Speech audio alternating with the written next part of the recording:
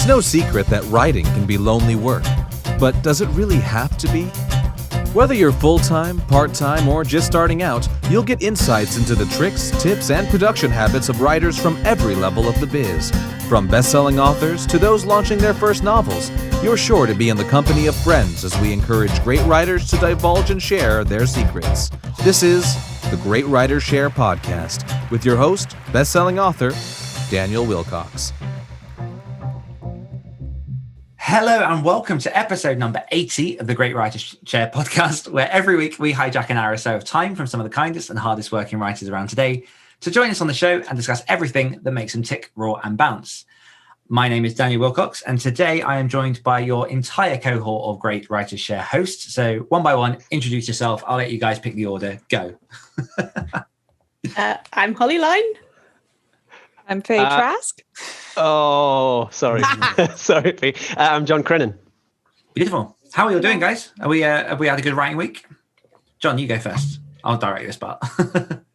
Yeah, see, we don't out direction, Dan. This is a problem. I've had a pretty good writing week. I've been working on doing something a little bit different. I think I mentioned it in one of my last intros. I've been working on a TV pilot, so a screenplay, and it has been very tough. I've been working on it for months and months, myself and my co-writer, and I've just gotten to the point now where I'm so close to the material that I have no idea what I'm doing. I have no idea if what I'm writing is good, but it feels, as I said to you guys before we started recording, it feels not bad.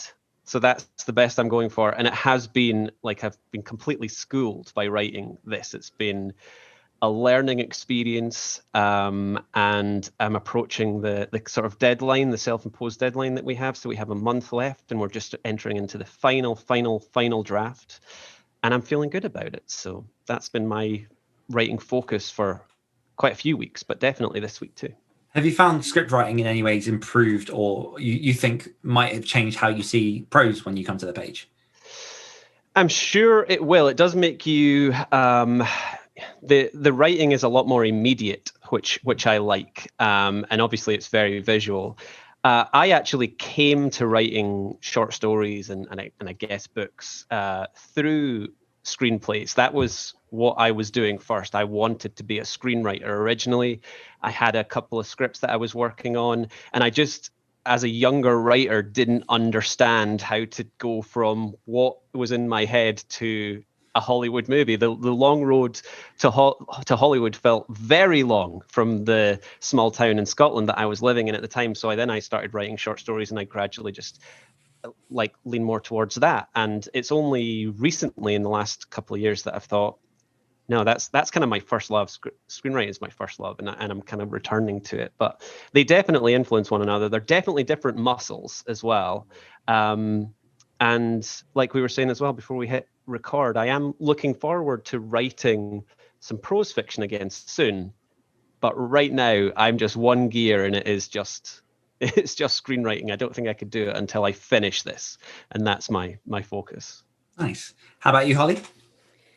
Yeah, this week has been pretty hectic because I had a book on up for pre-order, and all the files had to be up on the retailers by the end of today. So this week was a bit frantic, but it's all done, and I can just kind of kick back and relax a bit now, and maybe tell people about it. Oh, why would you do that? But it all went smoothly, yeah? Sorry? It all went smoothly so far. Oh, yeah, so far. Oh, touch wood. Yeah. We'll find out tomorrow. Stuff can always go wrong. But so that's a novella that I'm putting out. It comes out on the 25th. And and then I don't know, and then I have to start thinking about what's next. What do you think is next, or have you literally no idea at the minute? I don't know. Just in that, let the fog clear first, and then I'm see what comes next. Too deep in the weeds of this book, so I need to. A running theme here. Yeah. And how about you, Faye? What are you working on? I am deep in editing Blood Legacy, and I'm so excited. Like I'm maybe chapter 6 in edits right now, but I'm so engrossed and just in the world that I feel like I've been living it for years. So it's going good. I'm excited for it to come out this summer. Mm-hmm. And you've got anything out right now that people might want to download? Not to put you on the spot. Well, now that you asked. I don't know if that's because you don't want them to know or if you just hate self-plug. I just didn't think we reached that point yet. I have the prequel called Breaking the Bond available for download. You can find the link on my website, fayetrask.com. Sign up to the mailing list, get your free copy, dive into the world with me. It's going to be fun. Make it happen. Nice. Yeah, and I don't know what I've been doing this week. I have been working on stuff and doing things, and that's all that needs to be said. It's just all a blur. It's all a blur. I mean, it's been a mix of I'm coming up to finishing the second edit of a non-fiction that I've been working on called The Self-Publishing Blueprint, and that kind of came about very, very last minute. I started conceiving the idea about a month ago. But I put together a 16-page PDF that I was giving away on my website, and I'm still giving away on my website for anyone that wants it, which is basically the overview of sort of the primary touch points of what you need to self-publish a book. So obviously, everyone's journey is different. You can find different platforms. Everyone can sort of take their own spin on what they want to do with self-publishing. But there is a certain fundamental structure of what you need to be aware of in order to publish your book. And the more people I speak to, the more I find that seems to be one of the biggest obstacles when people are starting to write their book. Is it's not just getting the words down on a page. It's then that overwhelm of, but I know I need to do this, but am I forgetting something in between? So I've tried to address those points, fill in some of those gaps in the way that I know how, which is to write a book on it. I don't know when the release date is going to be for it yet, but I do think it'll probably be fairly soon, because that's just one that I've enjoyed writing it. I feel fairly confident in what's been said. So I'll probably get it out to some readers, see if there's anything missing that's sort of fundamental or that I might have totally screwed up. And then see if I can get that out to people. But that's been a lot of fun to write. And then I've had a lot of sort of behind the scenes discussions with lots of groups of people this week, which is as much as I can say on that. But there's quite a lot simmering below the surface for Devil's Rock, for other things I'm working on. So yeah, it's been a busy one. But yeah, obviously for people who are listening to this, you might be thinking it's rare that you get, all 4 Great Writers Share hosts together, and you might be realizing that the format might be slightly different to the normal shows. And that is because we do have a bit of an announcement to make, which is that this will be the last show of the Great Writers Share for the foreseeable future. I'll just take a second to let that sink in. Let's just have a moment silence. Have a moment, just. But yeah, we're this is episode 80 of this podcast. I've been going since summer 2019. Obviously the show's got a history. We reached episode 50 and obviously introduced these guys. And we've reached a point sort of unanimously in which we're all very, very focused, as you could probably tell from that intro, on a lot of different projects. And, it's one of those things where it just came to be that we reached this point together where we've all just said, this is a bit too much for us all to work on. We love doing the show. We love speaking to other writers and giving that content out there. But we want to sort of narrow down on the things that really, really are our passions. And on top of that, for me, and I'll let obviously you guys, I'm sure will have sort of more to say on this from your perspective, but particularly for me, I've seen a lot of these kinds of podcasts come and go.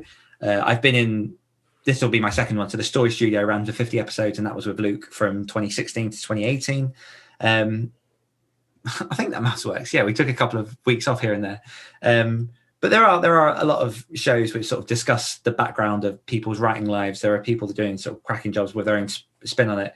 And I think that, there are other people that you can find that can take that sort of role. But for me, I'm ready to sort of dive into a couple of other projects and hit the ground running. I don't know about, let's go, Faye, over to you. Me? Oh boy. I just want to point out that we are all wearing black because this is not actually a happy occasion. We are in mourning because we didn't want to end it. Mm-hmm. But I mean, words first, right? Yeah. We are writers. That's what I got.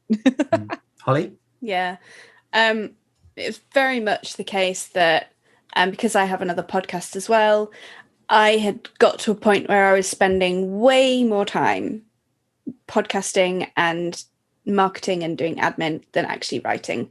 And something had to go, because I'm a writer first and foremost, so I want more time to write. And as sad as this is, and how I'm going to miss you guys, and I'm going to miss doing the interviews and everything, the words have to come first.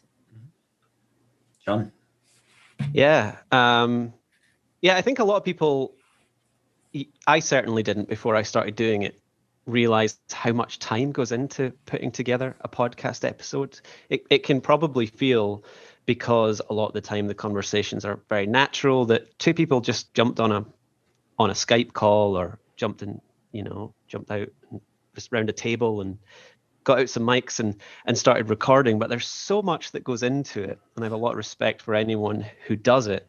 And I love doing it. It is so much fun to connect with people.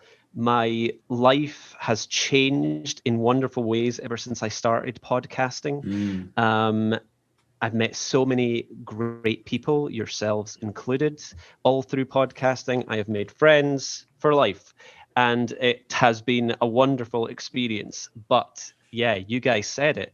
I'm a writer first, and I've always felt a little bit funny having, writer, podcaster in my bio, because podcasting is fun, but it's just not my focus. And I have to remember, when you start spending so much time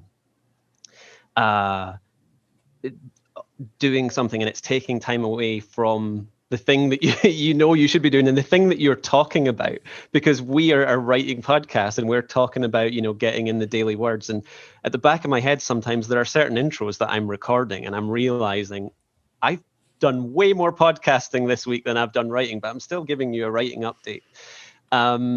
It's basically saying, this is where we're at now. We realize we've all got stuff that we need to focus on, and not talking for everyone. That's very, very true for me. I don't think I'm done with podcasting. I don't really have another show that I'm going to. Myself and Zoe, I guess, infrequently record a podcast called A Nice Chianti, but I wouldn't say that's anything like a focus, and we just do that when we have the time. And that's the difference, isn't it? Between the scheduled and the sort of just sporadic when you want to. I think once you make it a fixed thing every week, and you've got an audience waiting, like obviously all you guys who've been listening to the show since the beginning, that's sort of where some of that difficulty comes in, because with A Nice Chianti, like you say, it's more sporadic. It's kind of like when you want to, whereas if it's rolling into a thing that you do every week, it then accumulates a lot more workload with it. Yeah, and it's setting expectations, right? Like, I think a show should have a regular release schedule, but A Nice Chianti isn't a show. It's just a completely selfish thing that me and Zoe do occasionally. And it's hilarious. Well, I appreciate that. Thank you. It's mostly because we're quite drunk, drinking red wine when we do it. So you can laugh at us, if not with us.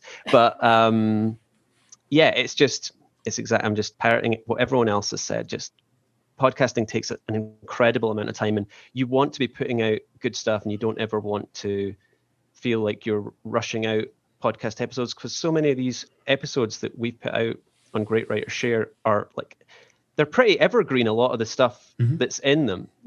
And if it feels like, my focus is going to start getting pulled in other directions, then that's, the quality could go down if we kept going. So it was important that we had that conversation. And I think we are making the right decision.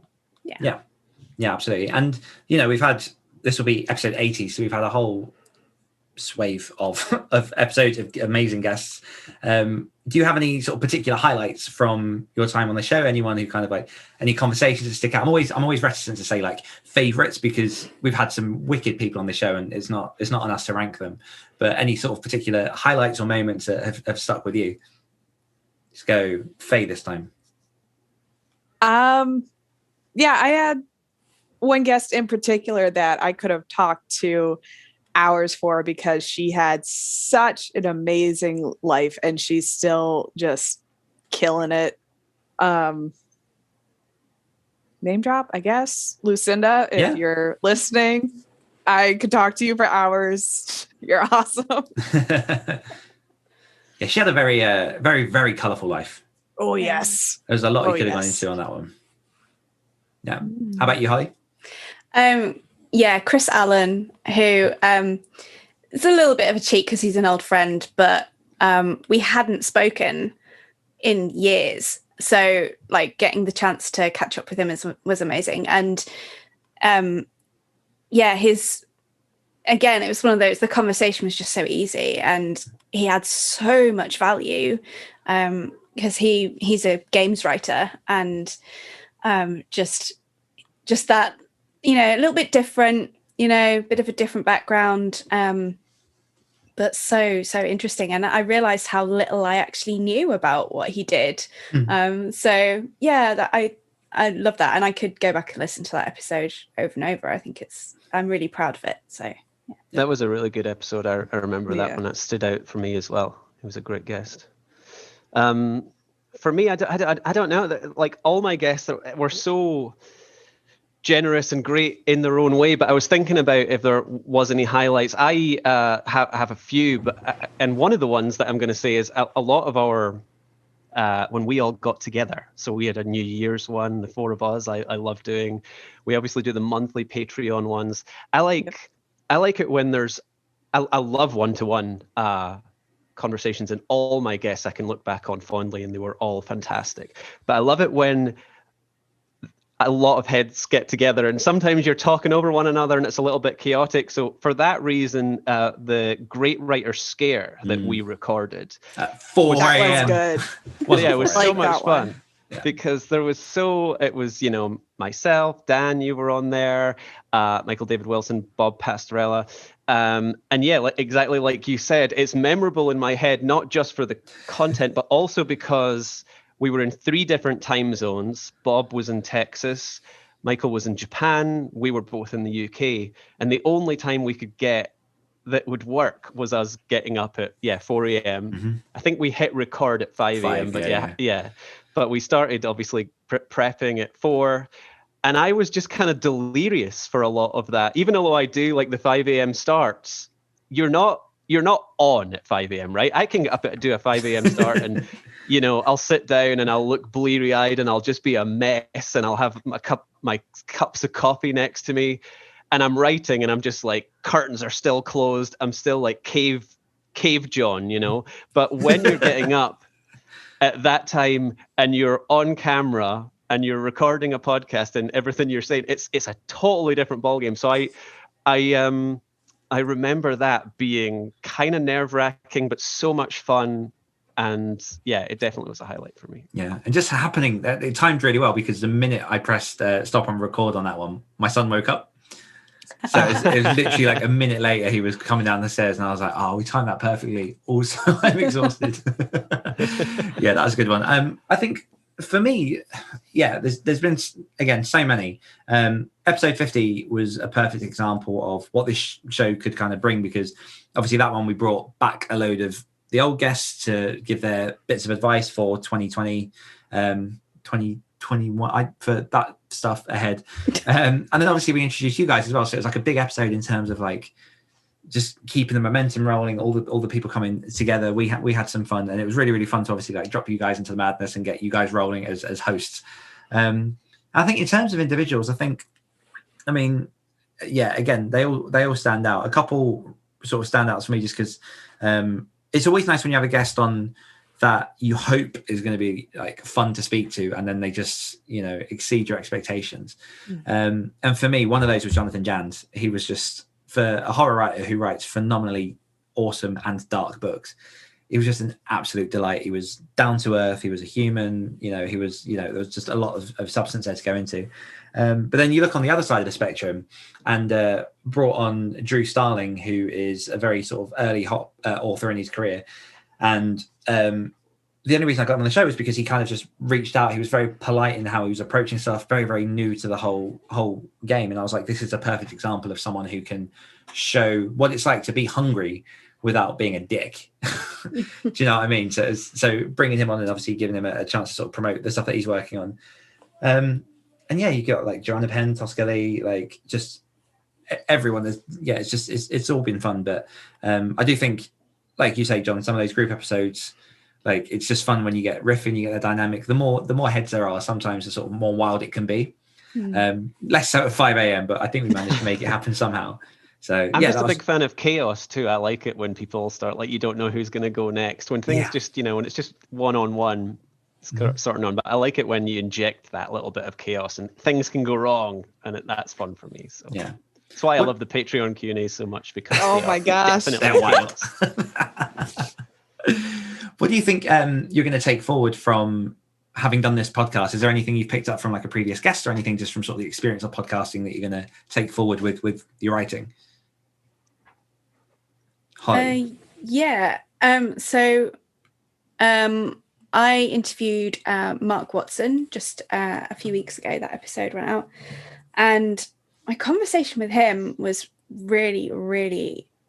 I had some epiphanies. And because he does not believe in goal setting, and there's one behind you. I wrote the book on goal setting, literally. But it was really, really, really good for me to talk to him and get a different perspective. And I really, really liked his approach. And he is like me; he's multi-passionate. He has a lot of things going on in his life, and so his attitude to writing, I think, kind of rubbed off on me a bit. And I am definitely like going forward this year, and with the time I'm going to reclaim from not doing this podcast anymore, it actually isn't necessarily going to go on writing, because I have other things that I want to do, and I want to spend more time with my family, and so I'm looking for more balance. I think more. I hate that, it's such a cliche, but I want to engage more of my passions and do other things with my life. So yeah, which you have a right to do. Yeah, good answer. How is John? So this is a difficult one for me, but because I am sure I've taken no lessons. This has taught me nothing. I'm sure that I've picked up lessons, but I just sort of absorb them, and I won't remember exactly, or I'll get it wrong if I try and say, oh yeah, I spoke about this with that person, because I think you learn. I think you can learn from everyone. So I've definitely learned from all my guests. I think I learn from everyone in my life. Everyone that I meet, you learn something.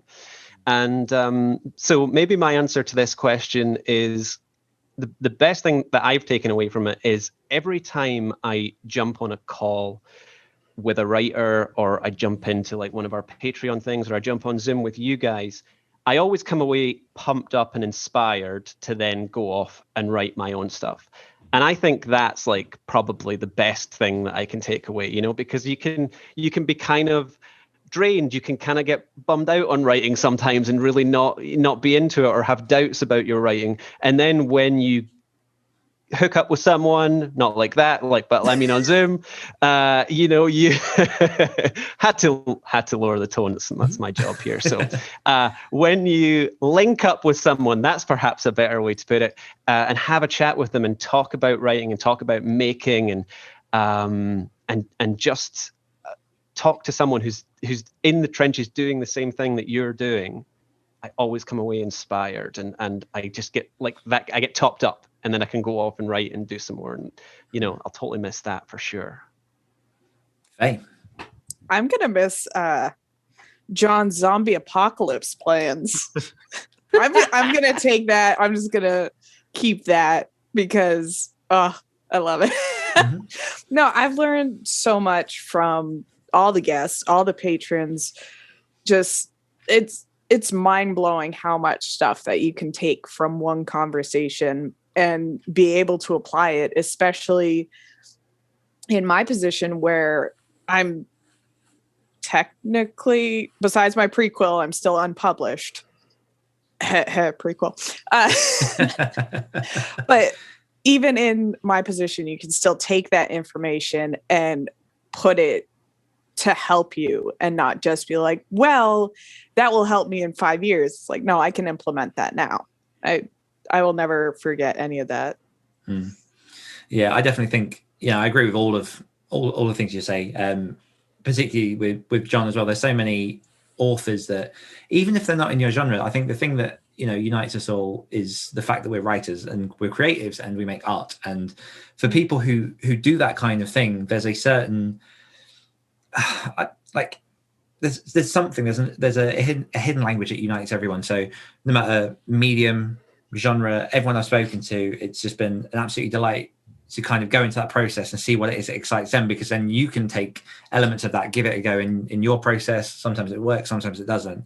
But I think it's so much, for me, it benefits me so much more than obviously just sitting alone in a room and writing, because you're actually going out there and seeing what other people are doing.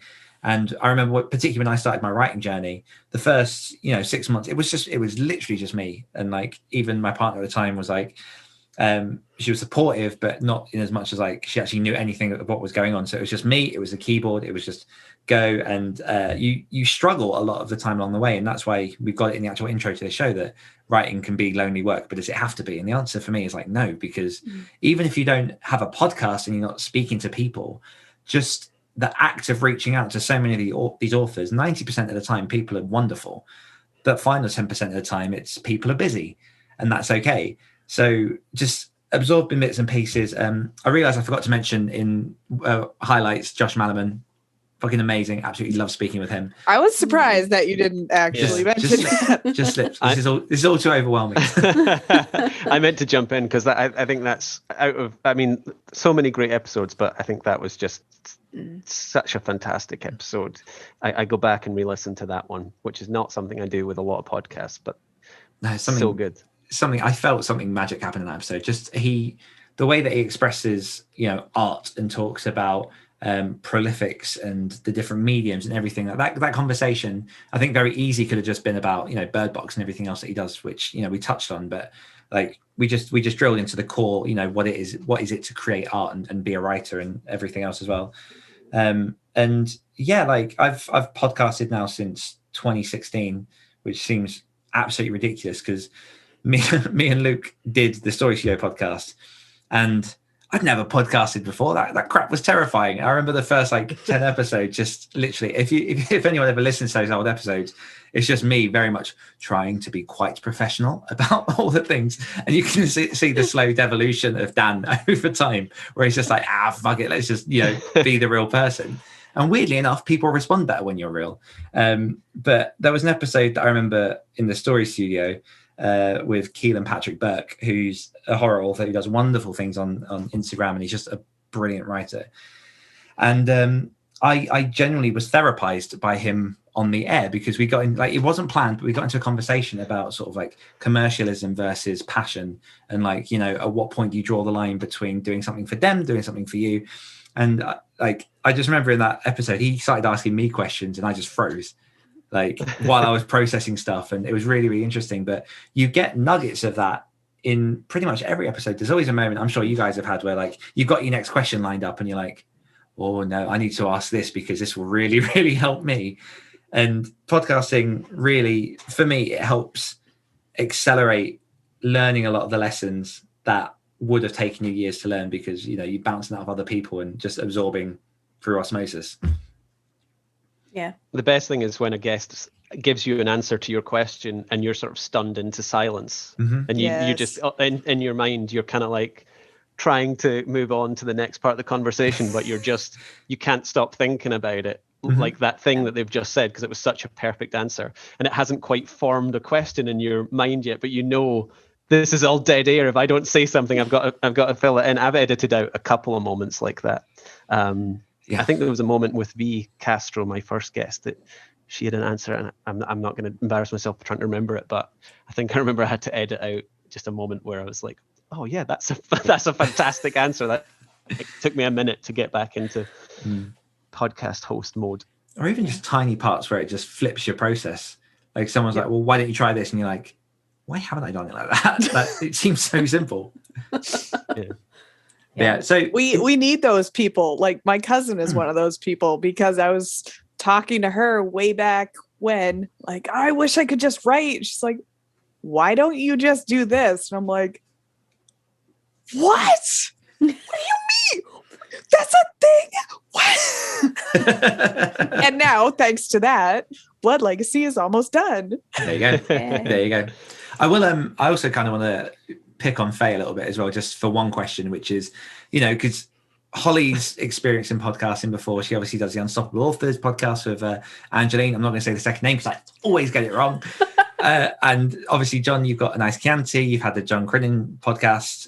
Faye, you are brand new to this. What has it been like going from writer to podcaster? How have you found that?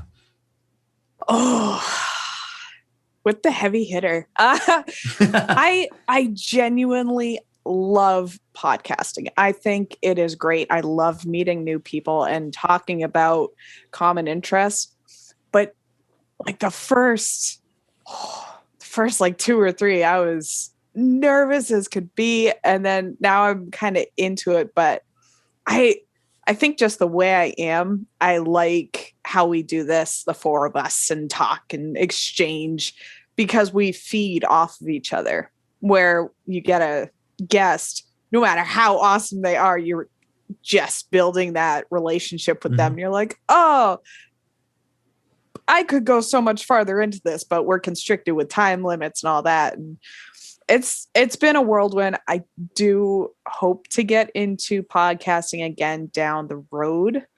Probably I'm probably a year or so out. I gotta renegotiate some things first.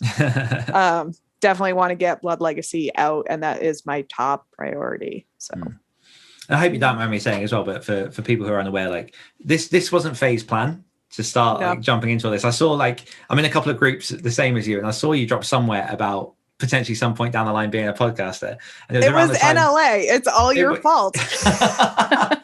And it was around the time I started looking for like more hosts, and I was just like, I dropped Faye a message and went, "You interested?" And she went, "Sure."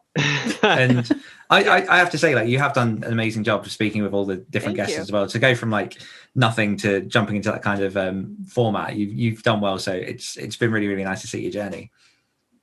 Thanks. So with it's been a blast. With this podcast on the way out, obviously for people listening, they might want to have a few other suggestions of writing podcasts, maybe just other podcasts within our circles of interest that might be of interest to them. So what suggestions do people have? I'm going to straight away steal one and just say Unstoppable Authors with Holly and Angeline Trevina. There you go. Yes. And in fact, mumble that, Dan. Mumble it. Angeline. When this airs, sorry, Angeline. I think, if I've got my dates right, in 3 days' time will be our 2-year celebration episode. Nice. So congrats. Thank you. Yeah. That's been a journey as well. And you guys have been on this podcast talking about your podcast. How freaking meta is that? I know. Like way back. It was like episode 8 or something, I think. It was early. It was early. Yeah. How about you, Jon? So the podcast that revolves around writing that I listen to and really try not to miss an episode that isn't Great Writers Share, that is going to continue, is This Is Horror. Now, I've already mentioned Michael David Wilson, Bob Pastrella, because they joined us for Great Writers Scare, which really was Great Writers Share meets This Is Horror. It was like a crossover episode. And the stuff that they're doing over on This Is Horror, and I realize there's going to be people listening to this who are not horror writers, and they will immediately check out this answer. But the one thing I will say is give it a chance, because yes, it is about horror. They interview horror writers, but it's about all of life. Michael is such a fantastic interviewer. I'm very grateful to be able to call him a friend. I've learned so much from him about how to not even interview people, but just how to have a conversation. He is such a great host. Bob is great too, obviously. But Michael recently relatively recently, it was a couple of months back now, he solo interviewed Chuck Palahniuk. Yes, phenomenal episode. It's basically like a masterclass in how to interview someone on a podcast. It's phenomenal. It is a phenomenal episode. And he brings that same level, like everyone, he just researches, like I was saying earlier, how it takes so much time to put these things together. It's really not just a case he's one of person jumping where on I a can't call. figure out where he finds the time to make this happen. Yeah, he does so much. I actually, before we kind of became friends after I invited him as a guest onto my first show, which was called the Jon Cronshaw podcast. It's no longer around, but you can still find the episodes online. He actually went into, because this was one of the pressing questions that I had about him, was just, how do you fit all this in? What does your research look like for a guest? Because he will just throw out the most obscure fact about this person. And so often I've been listening to the show and a guest will just say, how do you even know that about, like, they don't understand how he knows that about them. So it's one of the few podcasts, because I love podcasts. I listen to a lot, but there's only a few, because there is just so many out there, so many great shows out there. There's only a few that I can really honestly say that I try and listen to every episode, and This Is Horror is absolutely one. And yes, they interview horror writers, but it is about writing in general. It is about how to live. It is about everything, and the conversations will go to places you don't expect. It's about mental health. It's about everything that's just important about being a creative, and I think I cannot recommend it enough. Faye. I agree. I've actually listened to a couple of the This Is Horror podcast, and I love it. It's hilarious. Go listen. Personally, I listen to NLA and Rebel Author because Dan is the devil and Sasha's Queen of Villains. So, why not? I got Unstoppable Authors on my list.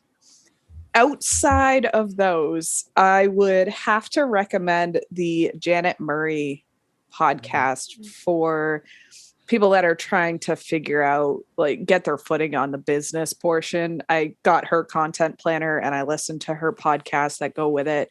And it's actually helped a lot get my head wrapped around and figure out what actually works for me.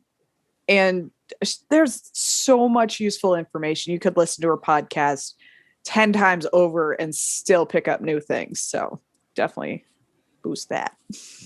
Yeah, I'm gonna agree with that one as well, because I find that I've been writing and sort of self-publishing since 2015, and I've listened to a lot of podcasts around through the years about writing and marketing and all that kind of stuff.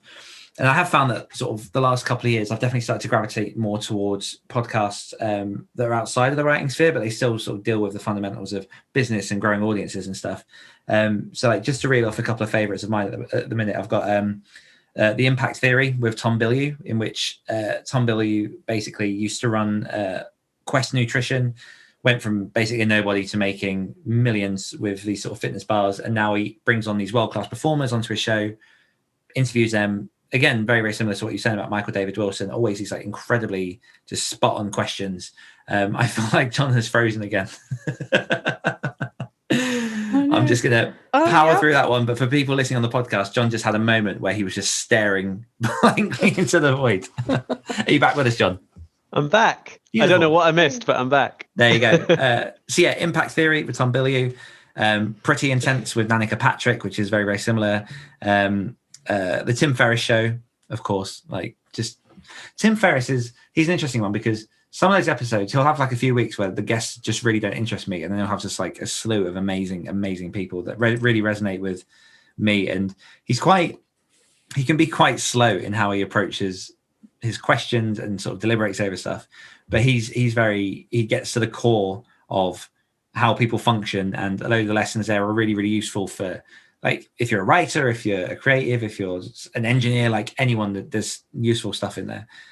And then I've recently come across the Smart Passive Income podcast. I'm doing a lot of sort of looking at businessy stuff in the background at the minute. And the last one I'll probably say Six Figure Authors, which is Lindsay Baroka, Joe Ello, and Andrea Pearson. Andrea Pearson. And that's just fantastic. That's kind of, again, all of the stuff that you've come to learn from the ins and outs of everything to do with self-publishing. But I just really like the dynamic, because you've got Lindsay, who's I'm going to slap out 10,000 words a day consistently, 7 days a week. Then you got Joe, who kind of is a bit slow with his approach. He's doing a lot of stuff with Patreon. He kind of brings his works out much, much slower. And then Andrea, who's a full-time mum, as well as trying to manage this author business. And that kind of dynamic of the three of them just works really well to give that perspective, because I think you can listen to those shows and you'll have two very, very similar, very successful people who are just kind of like saying their stuff, but it's not going to resonate with the full spectrum of, what writers are. So yeah, it kind of hits all of those for me. Yeah, I was going to say six-figure author. That's kind of, aside from NLA, that's the only thing that really over the last year I've consistently listened to. But I also really, really like Stark Reflections, Mark Leslie, the Faves podcast. And for businessy stuff, again, kind of outside the writing niche, I really like the Strategy Hour. That's really, really good. It's all for sort of creative business owners. And they do some stuff like for people who sell products, like physical products, but a lot of it is more general and it's about like marketing and digital products, which, ebooks count as, and courses and all that kind of thing. And so I really like them. And I also wanted to give a shout out to Rianne as well, and her author accountability podcast, which is really nice to listen to. It's a bit more sort of gentle and And she's an awesome person as well, so definitely she's lovely. Yeah. And one more, I forgot this one as well, Writers Inc., which is Jay Thorne and JD Barker. And that one, just some of the names they're getting on that show just blow me away. They James Patterson, they've had Matthew McConaughey on there. Like, they're just getting a whole What? He was on like a couple of weeks ago. It was nuts. But yeah, JD, I saw he came out with a book. That was weird. Yeah, I've got it on my shelf to read. So yeah, I'll be interested to dive into that one. I've got it downloaded on Audible at the moment to read as well. It sounds good. Cool. So we're going our separate ways. This is the end of the good days. How can people keep in touch with you all and follow everything that you're working on? Let's go, Faye. I have my website, just fayetrask.com. And for now, that will be kind of it. I'm on Instagram and Facebook. I don't know. Maybe when I get back into podcasting, I'll do Patreon or who knows? We'll see. Sweet. Holly. So I have Unstoppable Authors, obviously. So you'll be able to keep hearing my voice. You're unstoppable every week. Yeah. And my website is hbline.com. And I do also have a Patreon if you wanted to go deeper there. Instagram is my social media of choice. So I'm at hbline. And that's me. Jon. Yeah, I'm on Twitter and Instagram at Jon Crennan, JOHNCRINEN. And my website's joncrennan.com, but that needs an overhaul, honestly. So the best place, probably my preferred choice, is Instagram. I'm always posting what music I'm listening to in my Insta stories. Or I'm, showing people the results of me attacking my head with a pair of clippers. Or I'm Which he did very good. Or I'm downing raw eggs on my Instagram story as well. So that's the place to be. I don't post very much in my main, Instagram page, but it's all happening in the stories. A lot of memes there as well. So that's the best place to follow me. Jon's stories make my day. Yeah, me too. Yeah, definitely the Lord of the Rings meme rabbit hole. Oh, so many Lord of the Rings memes. Yeah, so many Lord of the Rings. I've got so many memes banked as well because it's just unreasonable how many I post. So you got to come along and follow me on there. What's your maximum limit? Do you have a hard number, or is it just deals? Nah, I just go with my gut. I don't know. I just don't want to, just hammer people over the head with ridiculous memes. I'm getting more adventurous with my memes as well, so they're getting kind of more questionable. But Come over, see all my adventures on my Insta story. That's the best place. Beautiful. And for everything I'm doing, that's over at danielwillcocks.com, which is WILLCOCKS. And I am on Facebook, Instagram, and Twitter at Willcocks Author. So yeah, check out all that's going on over there. For people who are current patrons, you already know the deal. The Slack is staying open, so you can stay over there. We'll still keep chatting and hit us with all that good stuff. Want to say a massive thank you to the patrons for the last months, the last years that you've been supporting the show. You've really sort of kept the lights on and kept the show going. I personally want to say thank you to Holly Lyne. Thank you to Faye Trask. Thank you to Jon Crennan. Thank you to Karl Hughes for the intro and the outro music and just for being an audio wizard all around. And for Persephone Rose for lending their voice to the intro as well. And yeah, I don't know if you guys have anything you want to kind of like add, any last sort of sentiments or thoughts? Thank you, Dan, for thanks, Dan. this opportunity Absolutely. and building this amazing community. And it's been a blast. Very, very welcome. It's been a lot of fun. You did all the hard work the first 50 episodes. We just came in at the end and just had glory some fun. hugs. And thanks to like you said, thanks to all our patrons, thanks to everyone who listened to every episode. Thank you to all our guests, because you guys, you made it. Like, there wouldn't be a show without them. And it's been a blast. It really has. There we go. So one more time, thank you from myself. Thank you from, actually, say your own thank yous. Holly. Thank you, everybody. Faye. Thanks for listening. Jon. Yeah, thanks, I suppose.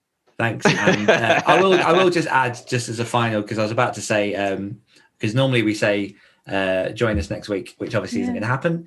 But keep us on your podcast feeds, just on the off chance that we might come together for a couple of these sort of catch-up chats, just to fill you guys in on what's going on. No real schedule to that, but it's something that I think we'd be excited to come on and just do and then put out on the feed. So keep us there. We'll be around. And yeah, thanks again, and we will see you soon.